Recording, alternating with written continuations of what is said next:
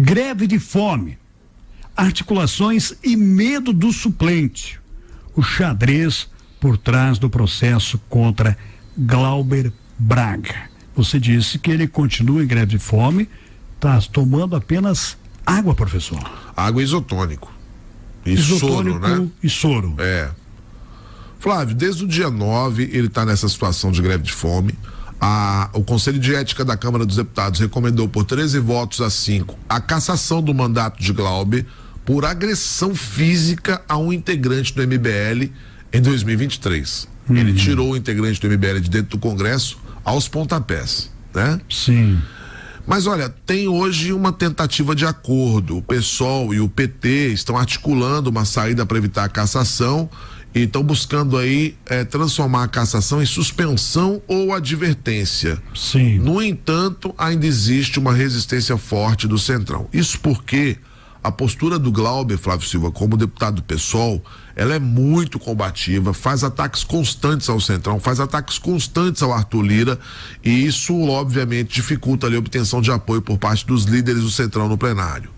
Há um precedente do próprio Lira que permite votar uma emenda antes da cassação, ou seja, abrir espaço para uma punição mais branda.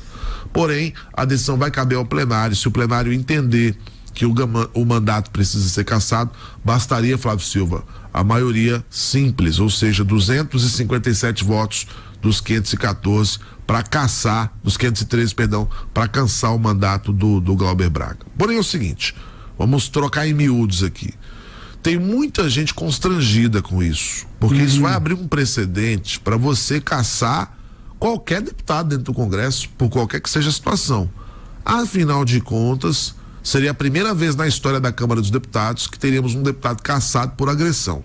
Nós já tivemos situações tão mais, enfim, preocupantes. Por exemplo, a Flor de Lis era uma assassina dentro do Congresso que demorou um tempão para ser cassada e foi cassada pelo Supremo, não necessariamente pelo próprio Congresso. Houve apenas a confirmação do Congresso.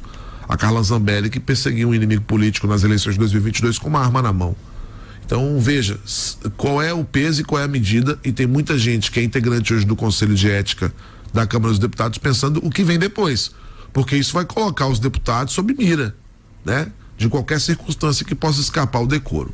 Não tenha dúvida que o Glauber Braga errou, e errou feio, e o perfil beligerante dele hoje afasta a possibilidade de um grande acordo.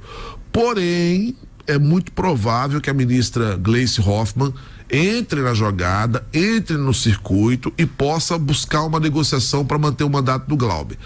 Até porque, Flávio, para o governo, veja só que coisa, gente, é melhor o Glauber do que o suplente do Glauber. O suplente do Glauber, ouvinte da Rádio Cidade, é a Heloísa Helena, lembra dela?